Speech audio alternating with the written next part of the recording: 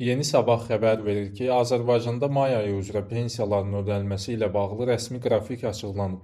Vətəndaşların uzun müddətdir gözlədiyi pensiya ödənişlərinin hansı tarixdə həyata keçiriləcəyi məlum olub. Aidiyyatı qurumlar tərəfindən verilən məlumata əsasən pensiyaların mərhələli şəkildə və qrafikə uyğun olaraq köçürülməsi nəzərdə tutulur. Sosial ödənişlərin vaxtında çatdırılması üçün bütün hazırlıq proseslərinin tamamlandığı və sistem tam şəkildə işlək vəziyyətə gətirildiyi bildirilir. Məlumata görə Bakı, Sumqayıt şəhərləri və Abşeron rayonu üzrə yaşayan pensiyaçıların ödənişləri may ayının 14-də həyata keçiriləcək. Həmin tarixdən etibarən pensiyalar vətəndaşların bank kartlarına köçürüləcək və onların vəsaitlərini bankomatlar vasitəsilə nağd şəkildə əldə edə biləcək. Qeyd edilir ki, ödənişlərin mərhələli formada aparılması həm bank sistemində sıxlığın qarşısını almaq, həm də prosesin daha operativ həyata keçirilməsi məqsədi daşıyır.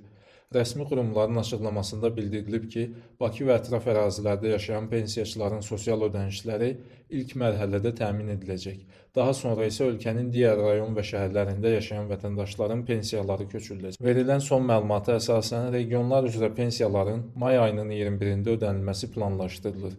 Bu tarixdə həm rayonlarda yaşayan pensiyaçıların, həm də güzəştli şərtlərlə pensiya hüququ əldə etmiş şəxslərin ödənişləri həyata keçiriləcək. Mütəxəssislər bildirirlər ki, pensiya ödənişlərinin vaxtında verilməsi xüsusilə yaşlı vətəndaşların sosial rifahı baxımından mühüm əhəmiyyət daşıyır.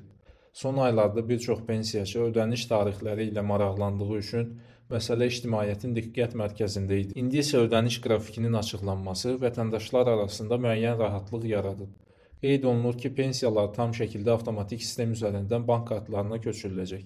Vətəndaşlardan əlavə müraciət və ya sənəd təqdim etmələri tələb olunmur. Bununla yanaşı, kartında problem yaşayan və ya vəsaitini əldə edə bilməyən şəxslərin xidmət göstərən banklara müraciət etməyi tövsiyə olunur. Aidiyyatı qurumlar bildirir ki, belə halların operativ həlli üçün xüsusi nəzarət mexanizmi yaradılıb.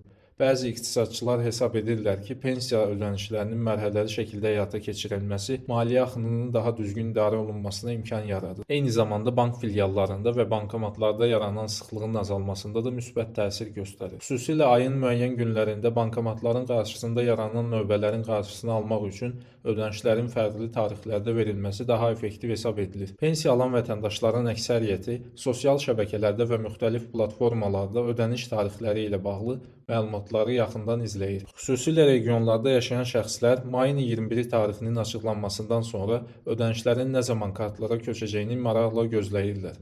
Ekspertlər isə bildirirlər ki, bəzi hallarda bank sistemindən asılı olaraq vəsaitlərin kartlara oturması bir neçə saat fərq ilə baş verə bilər. Bundan başqa güzəştli şərtlərlə pensiya hüququ əldə edən şəxslərin də ödənişləri eyni tarixlərdə təmin olunacaq.